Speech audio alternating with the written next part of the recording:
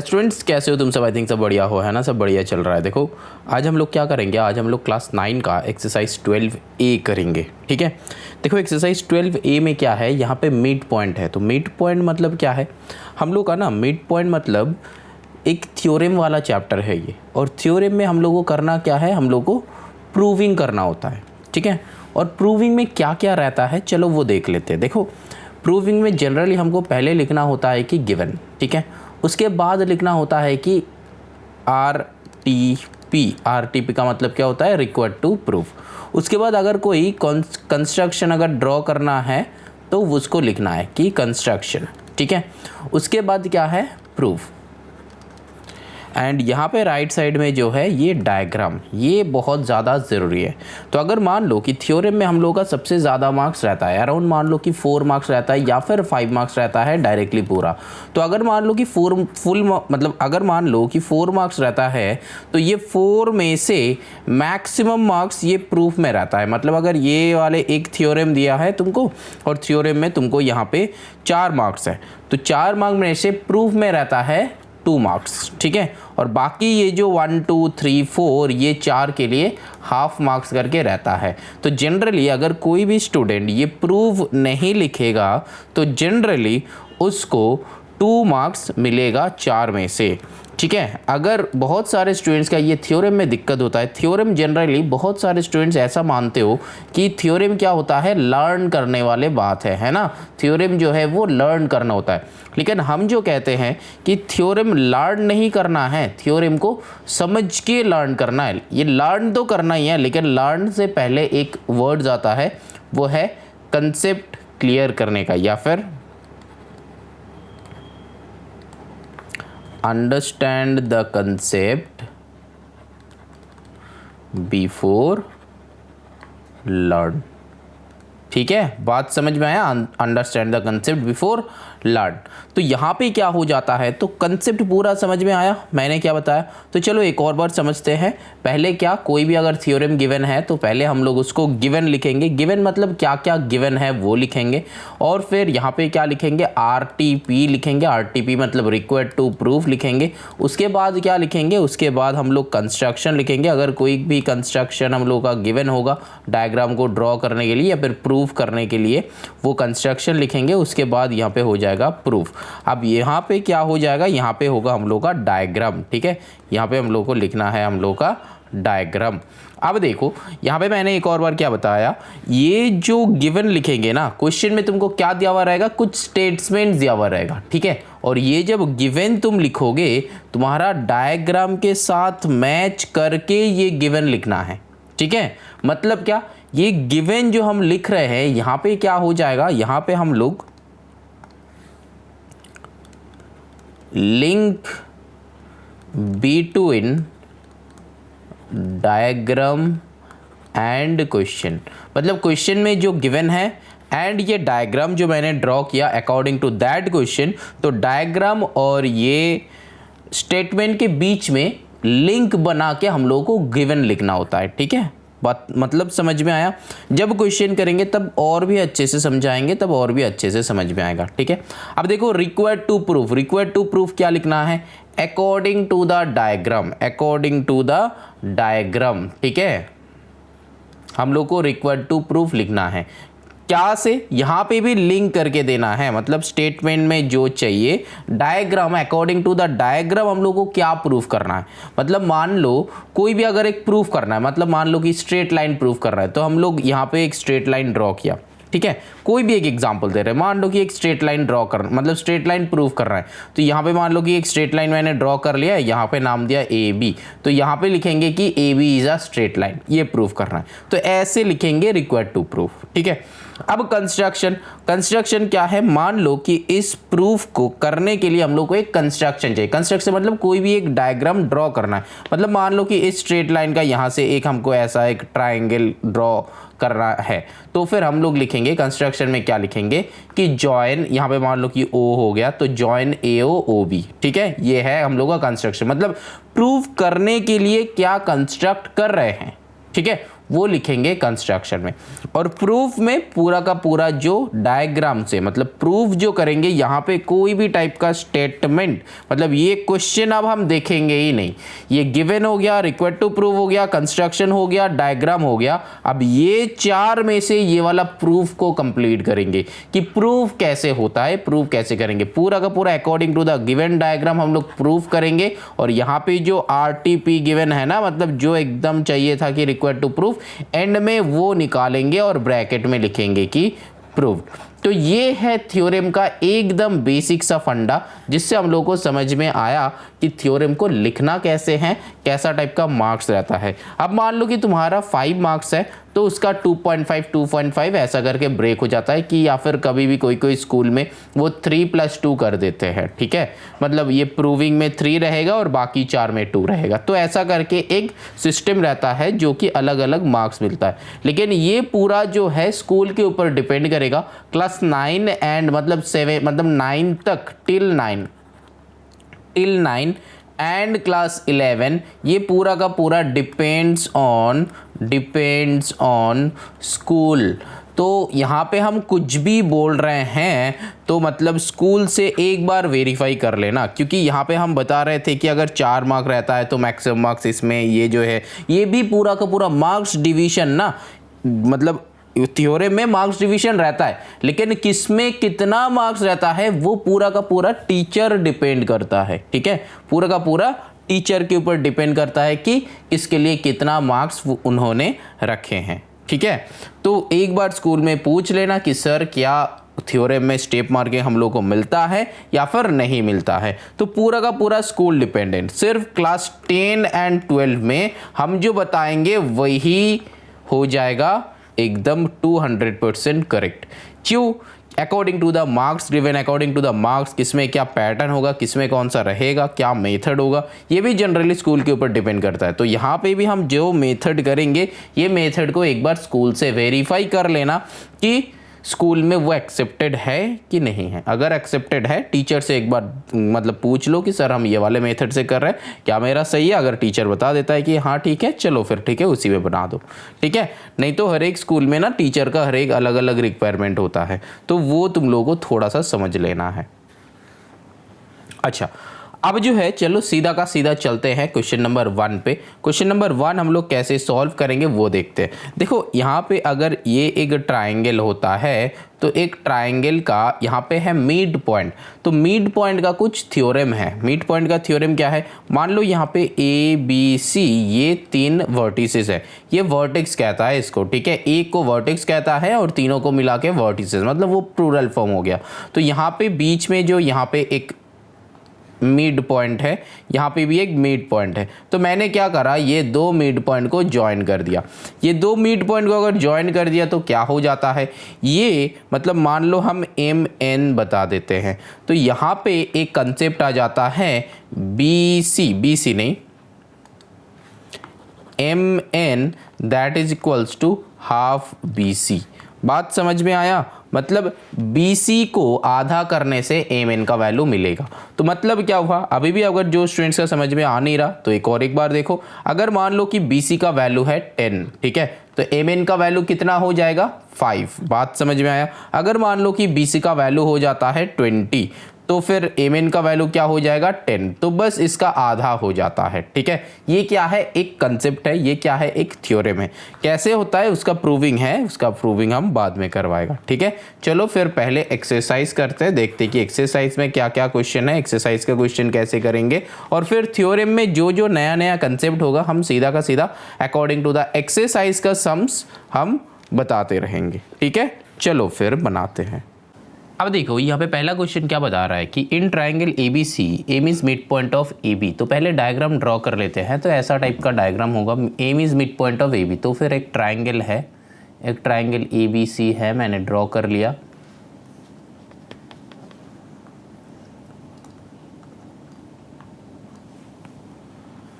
अब यहाँ पे क्या बताएगा, M is the mid point of AB। M जो है AB का मिड पॉइंट है and a straight line through M and parallel to BC cuts A C in N, तो फिर एन ये हो गया इसका मिड पॉइंट में आ गया, मतलब मिड पॉइंट सीधा का सीधा परपेंडिकुलर आएगा तो दूसरे वाले का मिड पॉइंट, मतलब ये भले ही मेरा मिड पॉइंट में हुआ नहीं लेकिन फिर भी समझ लेना कि ये मिड पॉइंट में है, ठीक है। अच्छा, फिर जो है find the length of A N का लेंथ बताना है एंड एम एन का लेंथ। अच्छा, ए एन का लेंथ बताना है एंड एम एन का, मतलब ये भी चाहिए हम लोग को, ये भी चाहिए हम लोग को, and B C equals to 7 ये बताया गया है 7, एंड ए सी जो है ये पूरा का पूरा 5 बताया गया है। अच्छा, तो मतलब करना क्या है, कुछ नहीं करना है, क्वेश्चन जो है बहुत सिंपल है। यहाँ पे हम लोग करेंगे क्या, जनरली हम लोग अभी जो कंसेप्ट मैंने बताया क्या है यहाँ पे, M N that is equals to half of B C हो जाएगा, है ना, ये हम लोग का कंसेप्ट है, ठीक है। Since M N N are mid point, तो फिर यहाँ पे M N equals to half of B C, तो फिर एम एन का वैल्यू क्या होगा, हाफ इंटू यहाँ पे बी सी का वैल्यू है 7, तो फिर यहाँ पे हो जाता है 7/2 दैट इज़ 3.5, है ना। तो फिर यहाँ पे एम एन का वैल्यू जो है ये आ गया,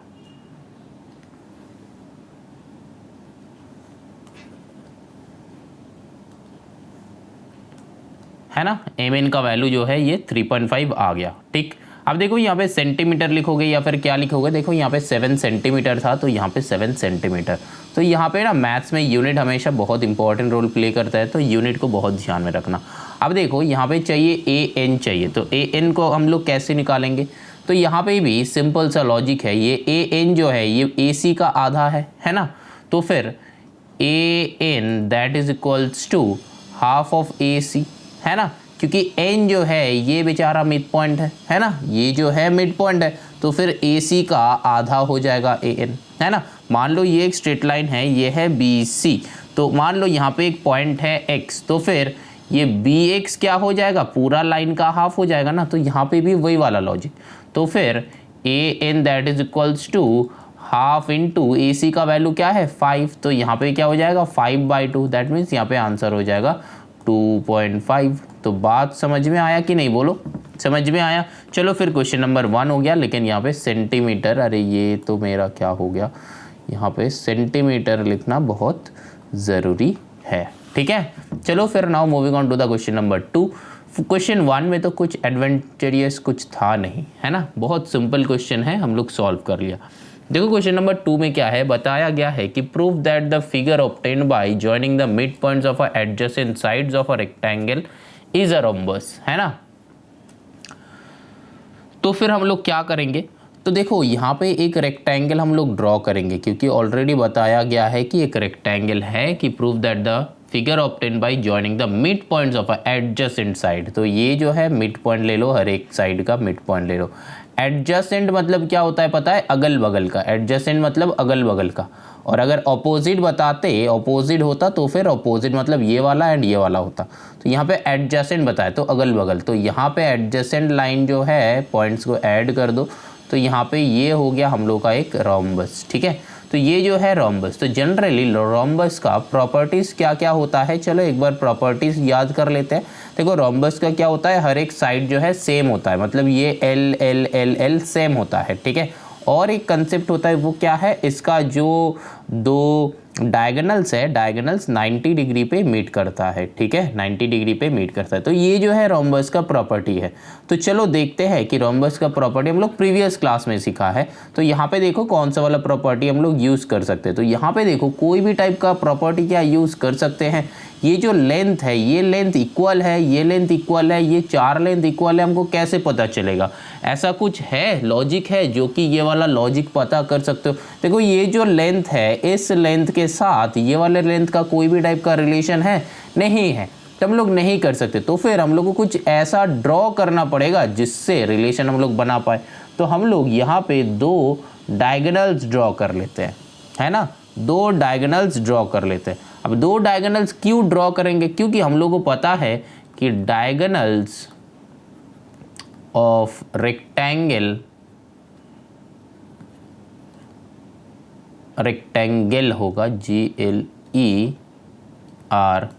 सेम, मतलब यहाँ पे लिख सकते हैं कि बोथ द डायगोनल्स, है ना, both the diagonals of rectangle are same, मतलब यहाँ पे अगर हम नेमिंग कर देंगे ABCD तो हम लोग यहाँ पे लिख सकते हैं कि AC equals to B D, क्योंकि बोथ द डायगोनल जो है वो सेम है। बात समझ में आया है ना। चलो फिर आगे चलते हैं, देखते हैं कि आगे क्या बना सकते हैं। अब देखो यहाँ पे ये जो है ये ए बी डी एक ट्राइंगल है ना, देखो अलग से हम ड्रॉ कर रहे हैं, ए बी डी एक ट्राइंगल हुआ। अब देखो ए बी डी, अब देखो ए बी का मिड पॉइंट है, ए डी का मिड पॉइंट है, दोनों जॉइंट है। दैट मीन्स ये और ये जॉइंट है। दैट मीन्स इसको नाम दे दो एम, इसको नाम दे दो N, M N O P कर देते हैं, तो इसको एम इसको एन कर दो। तो देखो ऐसा टाइप का डायग्राम हम लोगों का कुछ ऐसा डायग्राम को याद दिला रहा है ना, ऐसा डायग्राम को जिससे हम लोग बोल सकते हैं कि M N that is equals to half of B D, बोल सकते हैं ना। अब देखो यहाँ पे तुमको प्रूफ करना है, तो फिर एम एन जो है हाफ बी डी है कि नहीं, बोल सकते हैं। सिमिलरली हम लोग यहाँ पे भी वही सेम, मतलब यहाँ पे ट्राइंगल कौन सा हुआ, ए बी डी, यहाँ पे ट्राइंगल ए सी डी में ये लिख सकते हैं ना, एम ओ जो है एन ओ जो है that is equals to half of A C लिख सकते हैं। अब और क्या क्या हो सकता है, और ये हो सकता है ट्राइंगल ए सी बी में ट्राइंगल ए बी सी कर दो, ए सी बी ना करके ए बी सी कर दो। ए बी सी में एम पी जो है M P that is equals to half of A C, है ना, कर सकते हैं ना। अब ट्राइंगल बी सी डी में, मतलब ये वाले ट्राइंगल में ये वाले साइड में हम लोग का क्या हो सकता है, P O that is equals to half of B D, हो सकता है कि नहीं हो सकता, बताओ। मैंने क्या करा, कुछ समझ में आया। देखो यहाँ पे ना इस वाले जो ट्राइंगल था इसको 4 डिवीजन में डिवाइड किया। एक जो है ऐसे, है ना, एक जो है ऐसे डिवाइड करा, दूसरा जो है राइट साइड, मतलब यहाँ से राइट साइड मैंने ऐसे, अरे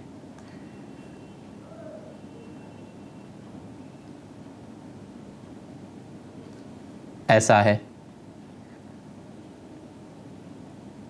ना, ये वाले जो है यहाँ पे है ए, यहाँ पे है सी, यहाँ पे है डी, और ये है ना, ये क्या है, एन ओ, ठीक है। अब देखो यहाँ पे हम लोग ऐसे ड्रॉ किए, यहाँ पे भी जॉइन, और यहाँ पे भी ऐसे ड्रॉ किया, ठीक है ना, समझ में आ रहा है। देखो बीच में एक ऐसा वाला है ना रोम्बस, तो रोम्बस को वैसा करके, तो यहाँ पे ये वाले का नाम क्या देंगे, ए बी सी दे दो, जिसका बीच में है एन पी एम पी, और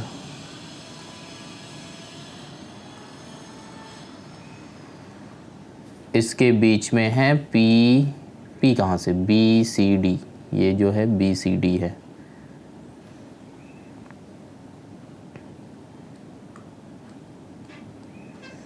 तो इसका भी ये मिड पॉइंट्स ड्रॉ कर दिया, पी एंड, ठीक है। बात समझ में आया कि नहीं, बोलो, समझ में आया। ऐसा कुछ बताया ही नहीं कि जो कि समझ में नहीं आएगा, ठीक।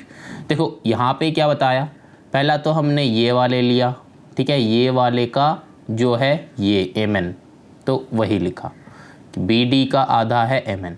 फिर ये वाले लिया, है ना, फिर ए सी का आधा है एन ओ, ठीक है। फिर ये वाले लिया, क्या लिया, बी सी, ये वाले में क्या हो जाएगा, बी डी का आधा हो जाएगा पी ओ, देखो ऐसा करके लिखा है, ठीक है, 4। तो अब देखो ये जो है हमको यहाँ पे एक और भी बताया था, सिंस ये रेक्टेंगल है, तो रेक्टेंगल है तो हम लोग को पता है ना कि A D dash is equals to B C, and एक और क्या है, A B that is equal to C D, है ना, बोलो होगा कि नहीं होगा। A D and B C both are same, A B and D C both are same.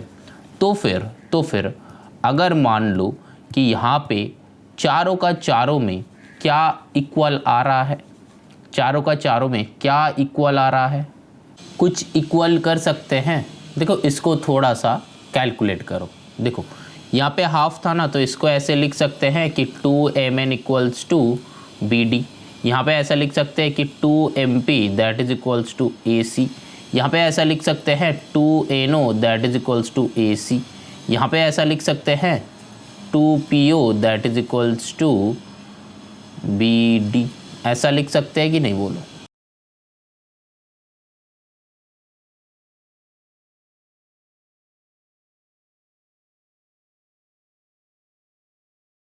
ऐसा लिख सकते हैं ना। तब देखो BD इक्वल हो गया, तो फिर 2mn 2PO है ना, तो 2mn इक्वल टू 2PO, ये दोनों इक्वल है क्योंकि दोनों का वैल्यू ही BD है। एंड देखो 2MP that is equals to 2NO, है ना, समझ में आया। अब दोनों ही AC है ना, दोनों ही AC है। अब देखो यहाँ पे 2 कैंसिल आउट हो गया, यहाँ पे 2 कैंसिल आउट हो गया।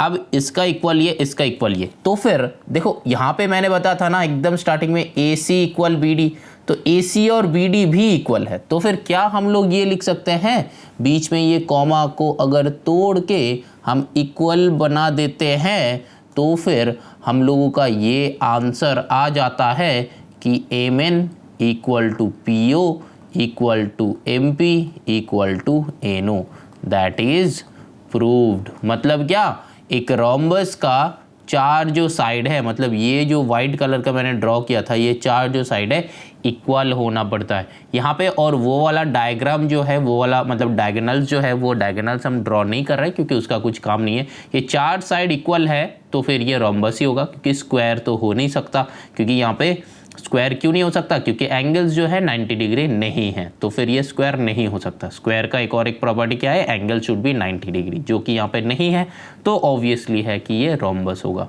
ठीक है, तो यहाँ पे प्रूव्ड हो गया। तो क्वेश्चन समझ में आया, आंसर कैसे सॉल्व किया समझ में आया। ठीक है, पूरा का पूरा चीज़ें जो है समझ में आया। कोई भी टाइप का डाउट आएगा ना तो फिर पूछ लेना। अगर एक बार समझाने के बाद भी समझ में नहीं आ रहा है तो फिर दोबारा तुम वीडियो को एक बार थोड़ा सा बैक में जाके 2 का स्टार्टिंग से देखो कि मैंने कैसे समझाया है।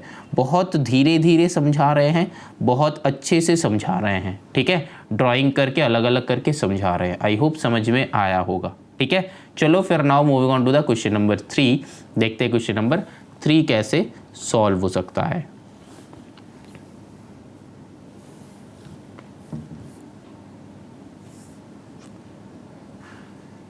देखो क्वेश्चन नंबर 3 में क्या बताया है, बताया है कि DEF जो है, ये जो है mid point of the sides ABBCC है ना। तो फिर यहाँ पे भी एक ट्राइंगल हम लोग ड्रॉ करेंगे। ठीक, ट्राइंगल ड्रॉ करने के बाद ये ट्राइंगल ड्रॉ किया, थोड़ा सा टेढ़ा हुआ तो क्या हुआ, ठीक है, टेढ़ा है पर मेरा है ना, कुरकुरे का ऐड जो है। चलो फिर अच्छा, अब देखो यहाँ पे ABC हो गया। ABC का बीच का यहाँ पे क्या बता रहा है, DEF बता रहा है कि नहीं, बोलो समझ में आया। अब देखो यहाँ पे क्या बोल रहा है, तो ABBCCA, ABBCCA। अच्छा, तो फिर यहाँ पे मैंने थोड़ा सा गलत लिखा, यहाँ पे E हो जाएगा, यहाँ पे F होगा। ठीक है, AB के बीच में D, BC के बीच में E एंड CA के बीच में F। ठीक, चलो अब जो है and an isosceles of an isosceles triangle ABC in which AB equal to BC। अच्छा, AB और BC इक्वल है, ये हम लोग का गिवन है। जो गिवन है वो हम लोग शॉर्ट में लिख लेंगे, यही मैंने बताया।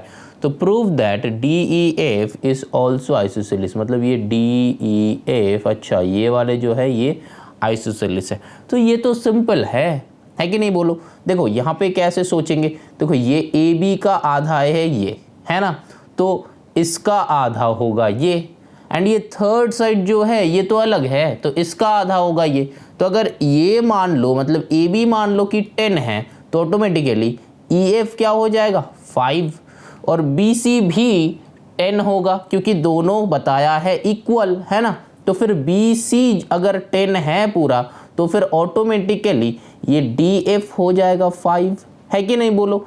तो अगर AC जो है अलग वैल्यू है, मान लो इसका वैल्यू 12 है क्योंकि आइसोसेलिस बताया है। मान लो आइसोसेलिस का मतलब क्या है, any two sides of a triangle is equal, है ना, any two sides of a triangle are equal. तो यहाँ पे AC का वैल्यू है मान लो 12, तो इसका आधा ये हो जाएगा 6। तो ये छोटे वाले भाई साहब भी आइसोसेलिस हुआ कि नहीं, ये तो ऑब्वियस कंसेप्ट है। तो बस हम लोगों को करना क्या है, इसको प्रूव करना है। कैसा करके, जैसे हम लोग कर रहे थे वही वाला लॉजिक से प्रूव करेंगे। ठीक है, समझ में आया कि नहीं आया? चलो फिर बनाते हैं। देखो यहाँ पे क्या हमको क्या दिखाना है कि ये DF एंड EF ये दोनों इक्वल है। तो ये अगर हम लोग दिखा सकते हैं तो ही ये वाला प्रूव हो जाएगा, है ना। थर्ड साइड को दिखाने का जरूरत नहीं है। तो फिर यहाँ पे हम लोग लिख सकते हैं ना कि EF that is equals to half of AB, है कि नहीं बोलो। EF ये जो है हाफ ऑफ AB, एंड एक और एक लिख सकते हैं, क्या लिख सकते हैं, DF that is equals to half of BC, ये लिख सकते हैं। ये DF जो है ये BC का हाफ है, आधा है ना। तो अब जो है देखो यहाँ पे देखो हम लोग क्या करेगा, ये 2 को इधर ले लो, पहले 2EF that is equals to AB, है ना। इधर क्या हो जाएगा 2DF that is equals to BC, है कि नहीं बोलो। तो यहाँ पे 2EF that is equals to AE, 2DF that is equals to BC। तो अगर यहाँ पे क्वेश्चन में लिख ही दिया है कि AB इक्वल टू BC, तो दोनों वैल्यू को इक्वल कर दो। तो 2EF that is equals to 2DF, है ना।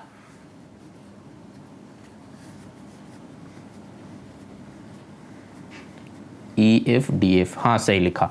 तो अब देखो यहाँ पे 2 कैंसिल आउट कर लो, तो फिर EF इक्वल टू DF हो गया। तो EF इक्वल टू अगर DF है तो फिर in triangle DEF EF and DF both are equal, so the triangle DEF is isosceles।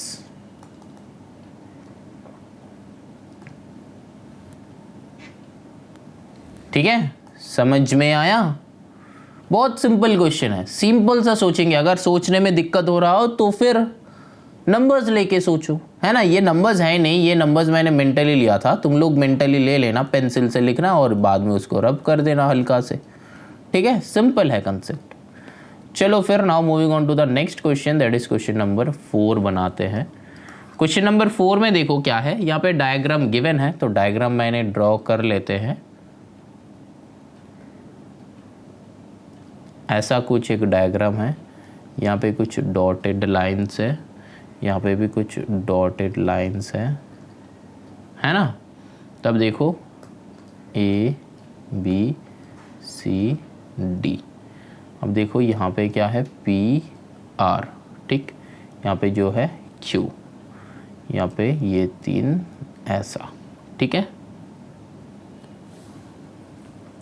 अब क्वेश्चन पढ़ते हैं, देखते हैं क्वेश्चन में क्या बताया कि यहाँ पे क्या है, following diagram shows a trapezium ABCD। अच्छा ये एक ट्रापीजियम है, समझ में आ रहा है। तो ट्रापीजियम में क्या होता है, अपोजिट 2 साइड्स आर इक्वल। मेरा एक क्लास 8 का वीडियो अपलोड किया है, स्पेशल टाइप्स ऑफ क्वाड्रिलेटरल, उसका इंट्रो वीडियो अपलोड किया है, तो बहुत अच्छे से समझाया है, वहाँ पे जाके चेक कर लो तो फिर समझ में आ जाएगा। ऐसे समझाया है कि लाइफ लॉन्ग नहीं भूलोगे, ठीक है।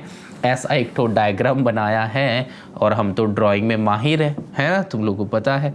चलो फिर अब देखो यहाँ पे ABCD जो है ये एक ट्रापीजियम है। अब ABCD in which AB parallel to, ये जो सिंबल है ना पैरेलल कहता है, AB पैरेलल टू DC बताया है क्वेश्चन में। अब क्या है, is the mid point of AD and PR। तो AD एंड PR का, AD एंड PR किधर है, यहाँ पे AD एंड PR का मिड पॉइंट। अच्छा AD एंड PR, AD अच्छा वो गलत पढ़ रहे हैं, P is the mid point of AD, हाँ चलो ठीक है, and PR perpendicular to AB, PR जो है परपेंडिकुलर टू AB, है ना, तो परपेंडिकुलर नहीं है, पैरेलल, इसको पैरेलल कहते हैं, तो A B parallel P R. ठीक है, चलो कोई बात नहीं, ये तो ड्राइंग देख के ही समझ में आ रहा है। अब देखो प्रूफ क्या करना है, प्रूफ करना है कि P R that is equals to half A B plus C D.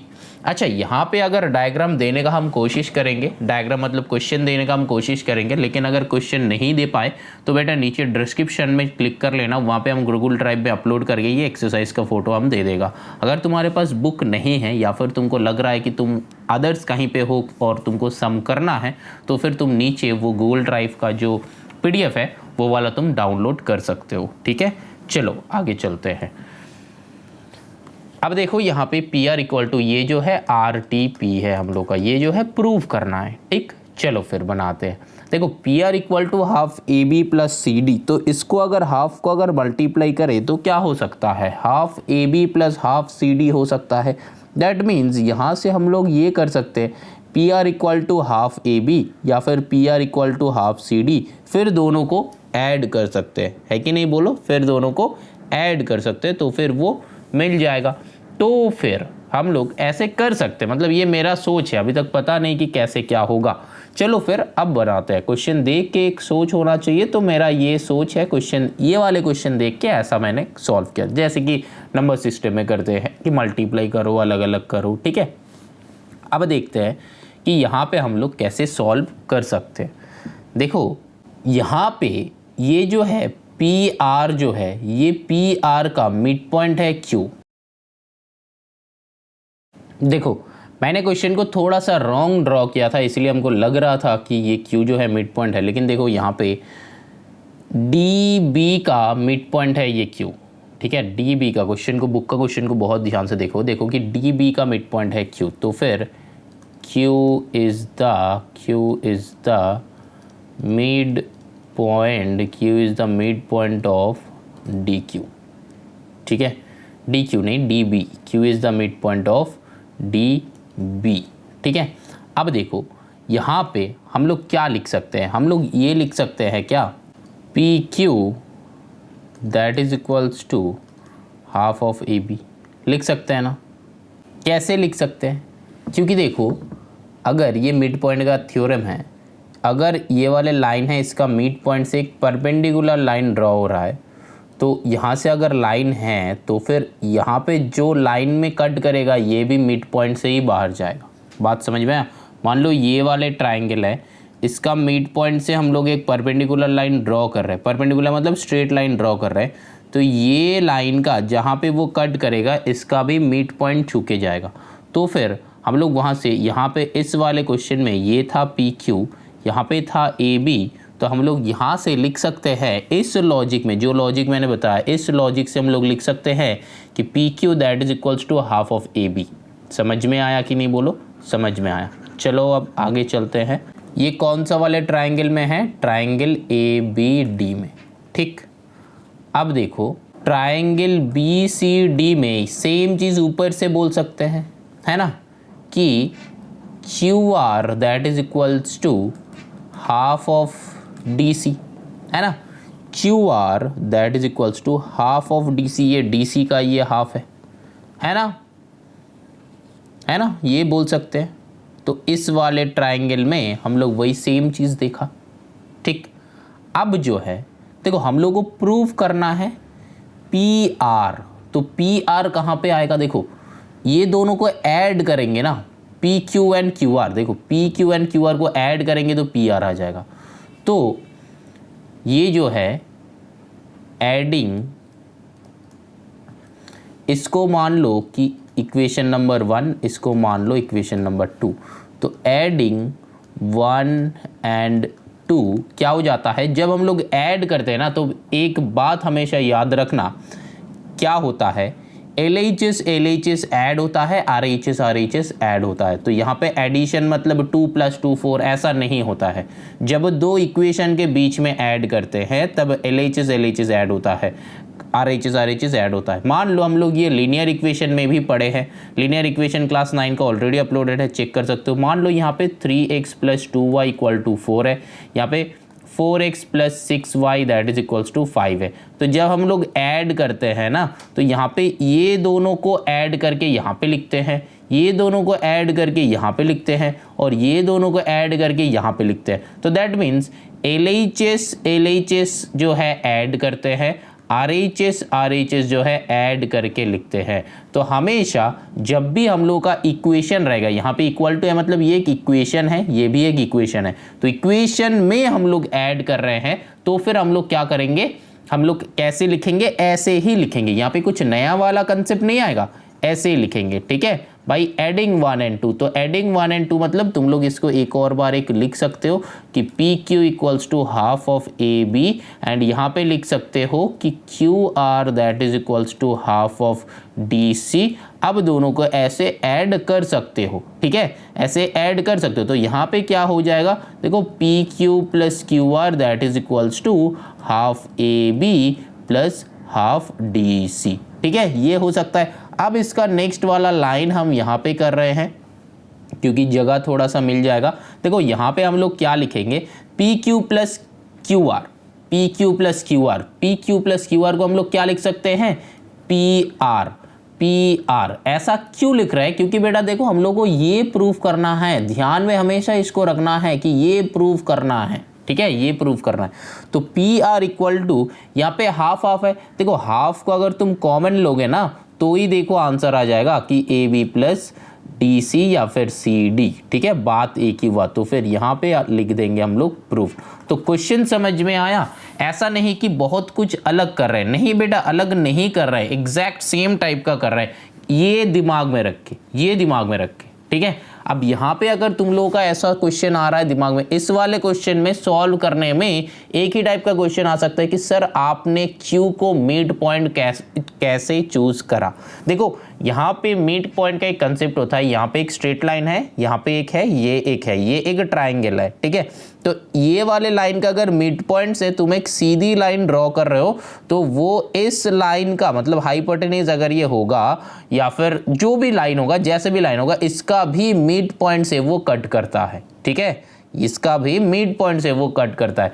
बाद में जाके क्लास 10 में जाके तुम लोग थेल्स थ्योरम करोगे, ठीक है, उसका भी यही कंसेप्ट है, यही कंसेप्ट है। तो ये तुम लोगों को पता चलेगा, ठीक है, इसका मिड पॉइंट से सीधा का सीधा कट कर दो तो इसका भी मिड पॉइंट से ही कट होता है। तो यहाँ पे हमको पता चल गया कि PQ जो है ये मिड पॉइंट है, ठीक है, मतलब ये DB का मिड पॉइंट है Q, तो ऐसे पता चला हमको, ठीक है। तो PQ जो है AB का आधा हो गया, एंड यहाँ पे जो है थोड़ा सा लेफ्ट में आता, तो इसीलिए ये वाला लाइन थोड़ा सा बड़ा है, ये वाला लाइन थोड़ा सा बड़ा है, तो ये वाले line half of this line, and ये वाले जो लाइन है QR जो लाइन है, ये वाले लाइन जो है हाफ ऑफ CD, ठीक है। ऐसे ही हम लोग सॉल्व करा। ये PR का मिड पॉइंट क्यों नहीं था, ठीक है, PR का मिड पॉइंट ये नहीं था, ये एक ऐसा मिड पॉइंट था कि नीचे वाले का आधा यहाँ पे, ऊपर वाले का आधा इधर है, ठीक है, ये थोड़ा सा बड़ा है तो इधर थोड़ा सा बड़ा है, ये थोड़ा सा छोटा है तो इधर थोड़ा सा छोटा है। समझ में आया?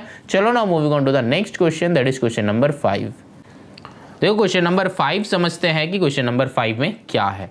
अब देखो यहाँ पे कुछ स्टूडेंट्स का मन में ये क्वेश्चन आ सकता है कि सर आपने जैसे बताया था कि थ्योरम्स को ऐसे प्रूफ करना है, इतना सारा कुछ लिखना है, तो अब तो कुछ नहीं लिख रहे हो, बस डायरेक्टली सॉल्व कर रहे हो।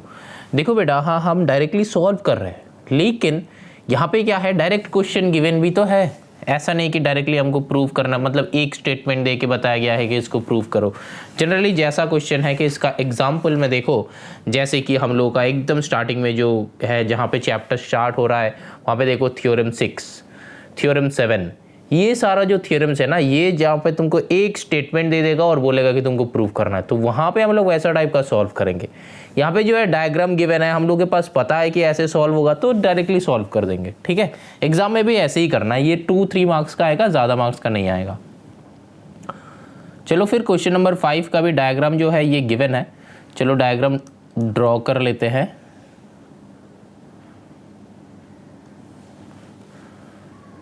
थोड़ा सा टेढ़ा हो रहा है, लेकिन इसको समझ लेना कि यही है।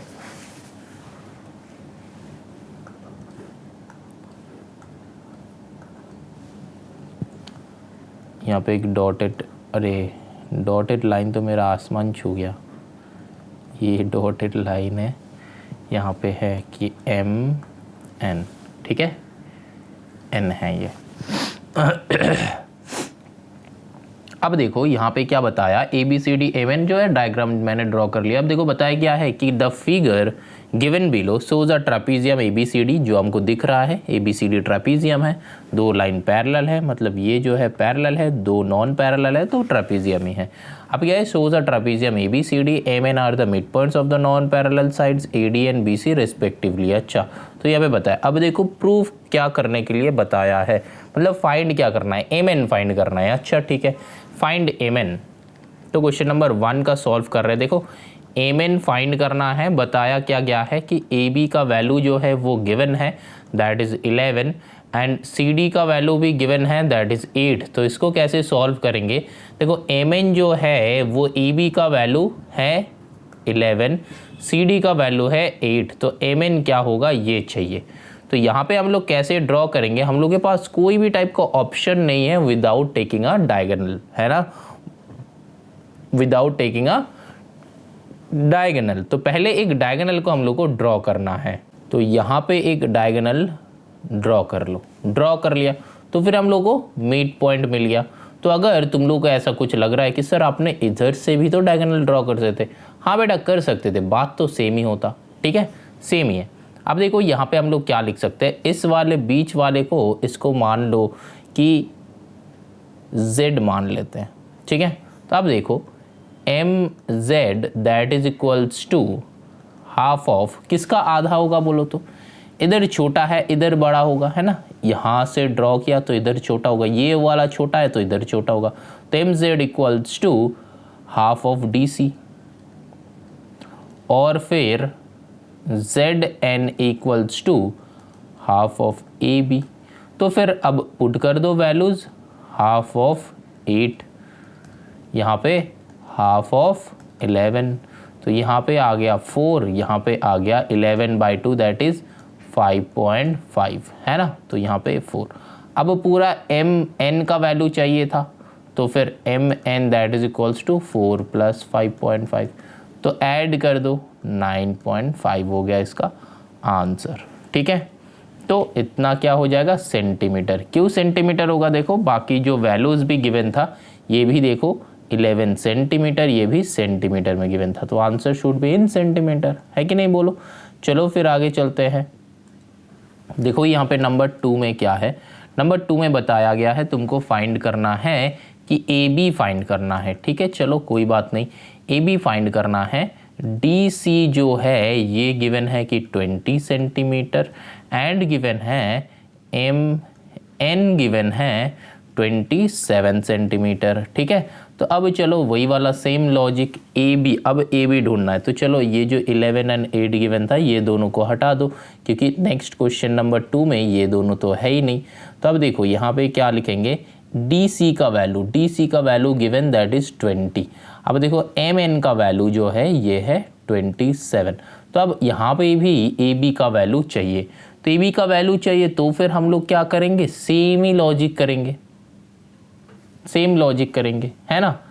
देखो कैसे करेंगे, यहाँ पे बहुत सिंपल है।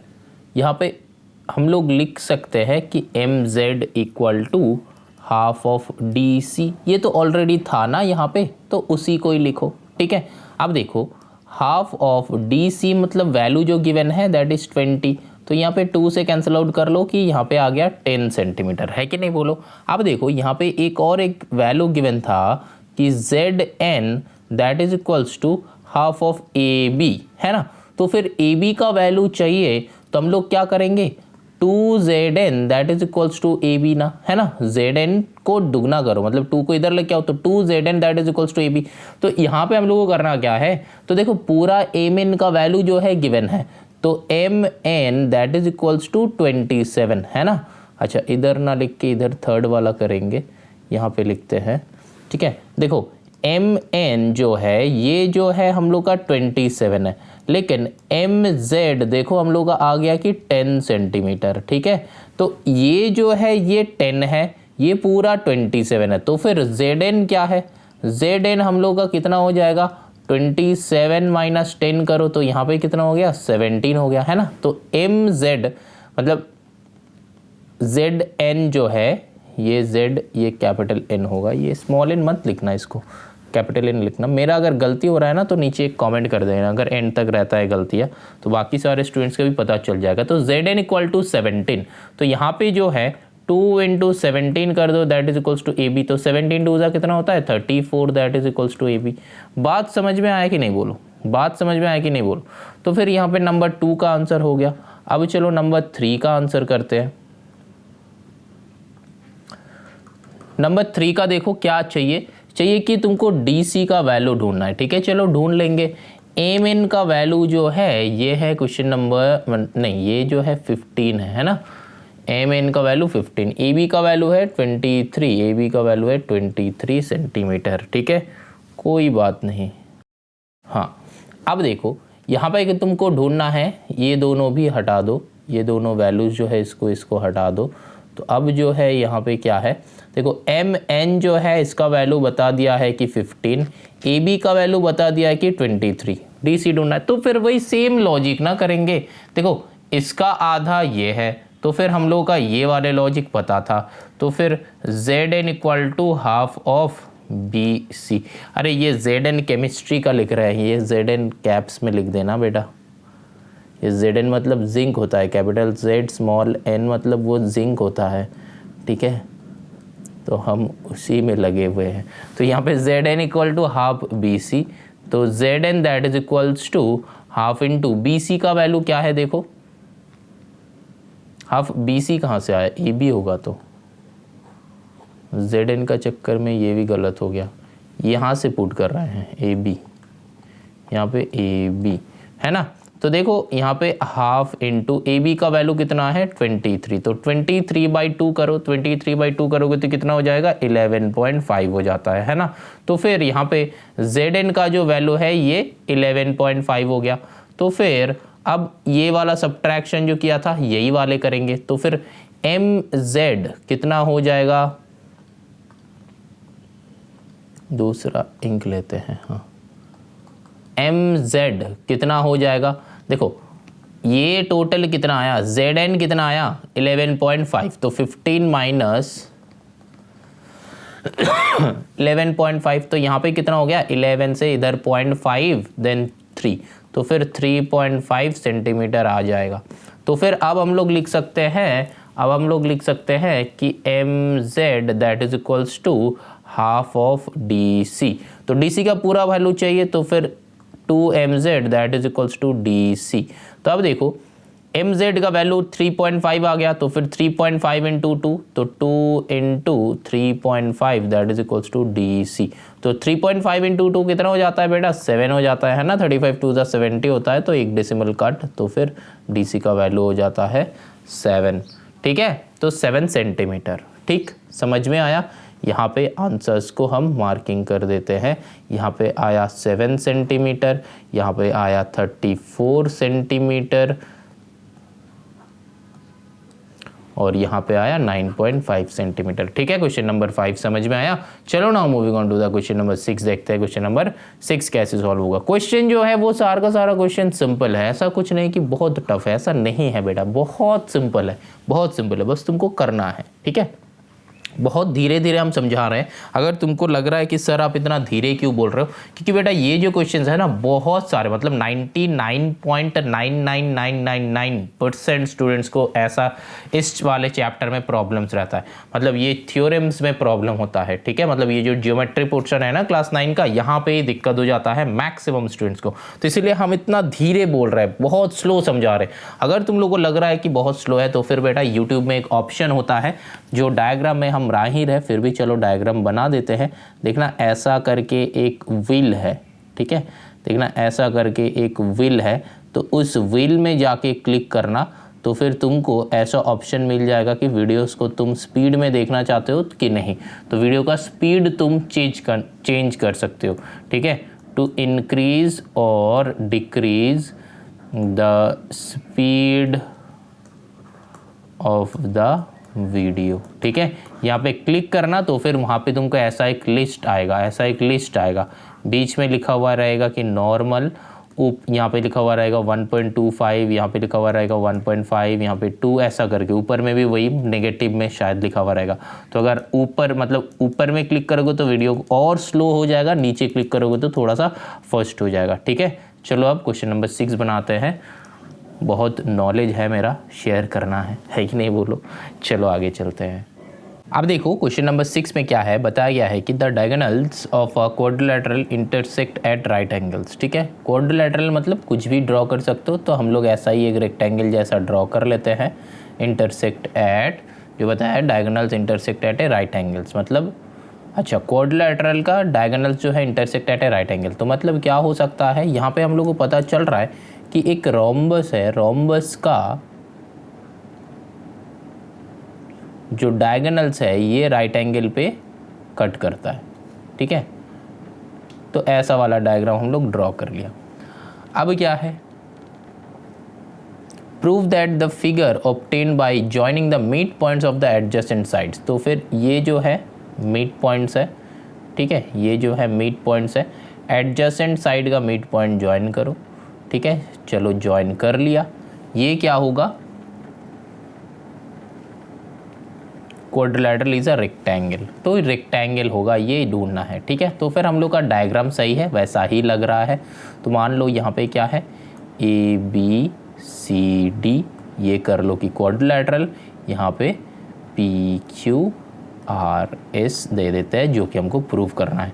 तो हम लोग का RTP क्या है कि PQRS इज अ रेक्टेंगल।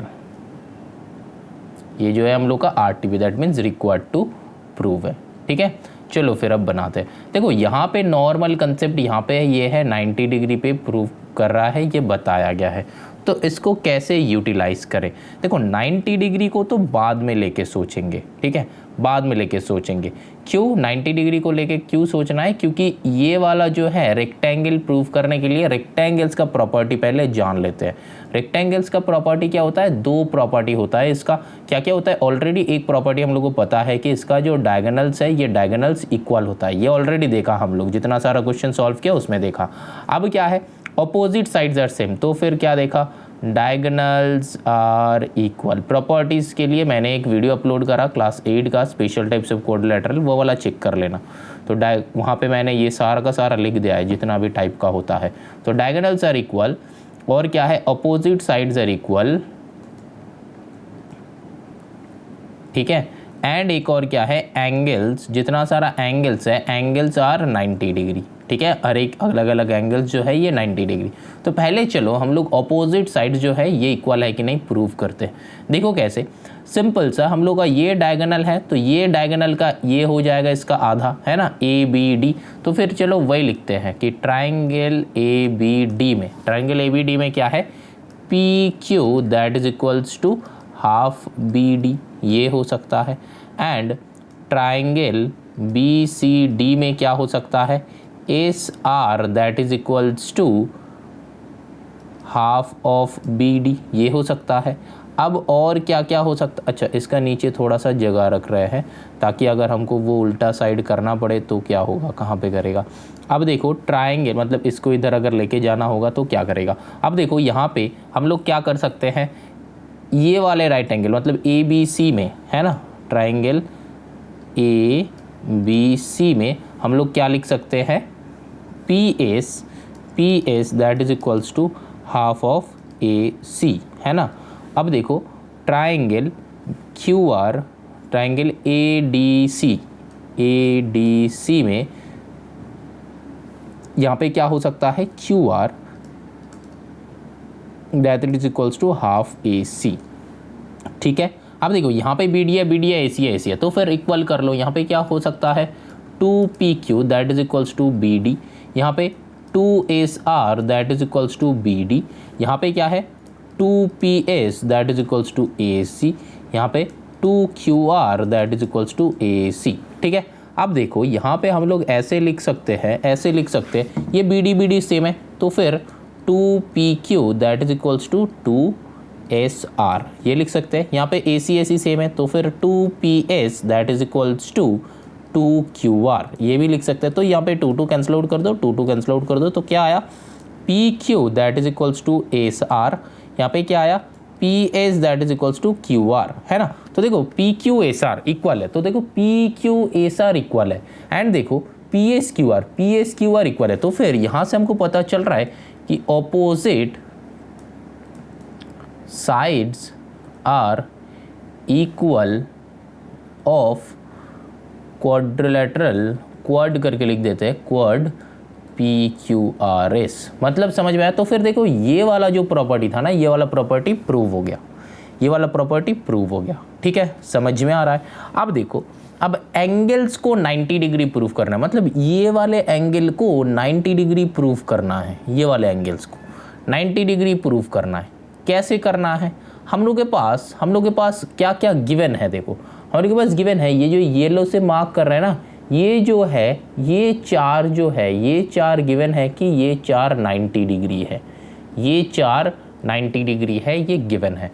तो देखो एक अगर 90 डिग्री है तो ये तो सीधा लाइन है, तो यहाँ पे भी 90 डिग्री होगा, और ये भी सीधा लाइन है तो यहाँ पे भी 90 डिग्री, यहाँ पे भी 90, तो मतलब चारों का चारों ही 90 बन रहा है, यहाँ पे भी चारों का चारों 90, क्योंकि एक 90 है तो ये स्ट्रेट लाइन है तो दूसरा वाला भी 90 बनेगा, है ना। ये स्ट्रेट लाइन है, यहाँ पे भी 90, तो चारों का चारों 90 बन रहा है। तो सिमिलरली हम लोग ये बोल सकते हैं कि एंगल अजय इंक चेंज कर लेते हैं, ये बोल सकते हैं कि angle SPB that is equals to 90 degree, angle PSR that is equals to 90 degree, angle SRQ that is equals to 90 degree, angle PQR that is equals to 90 degree. तो चारों का चारों एंगल भी 90 डिग्री है। क्यों? इसका रीज़न क्या देंगे, इसका रीज़न ये देंगे कि कॉरस्पॉन्डिंग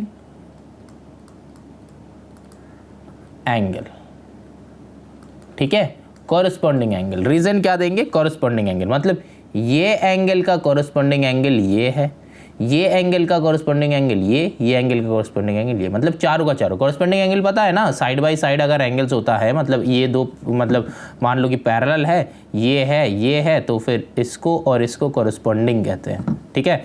तो कॉरस्पॉन्डिंग एंगल्स आर इक्वल होता है हमेशा, ठीक है। तो यहाँ पे ये और ये लाइन है, ये दो ट्रांसवर्सल है, तो हमेशा कॉरस्पॉन्डिंग एंगल में हो गया, ठीक है। चलो फिर ये और ये भी हो सकता है, ठीक है, तो कॉरस्पॉन्डिंग एंगल में हो गया। तो हम लोगों का क्या हुआ, तो फिर अब हम लोग एंड में लिख देगा ये एंगल 90 डिग्री हो गया, तो फिर नाउ वी कैन से कि PQRS जो है रेक्टेंगल प्रूव्ड। बात समझ में आया है ना, तो पूरा का पूरा क्वेश्चन समझ में आया। अब चलो now moving on to the question number 7, देखते हैं क्वेश्चन नंबर 7 कैसे सॉल्व होता है, ठीक, चलो।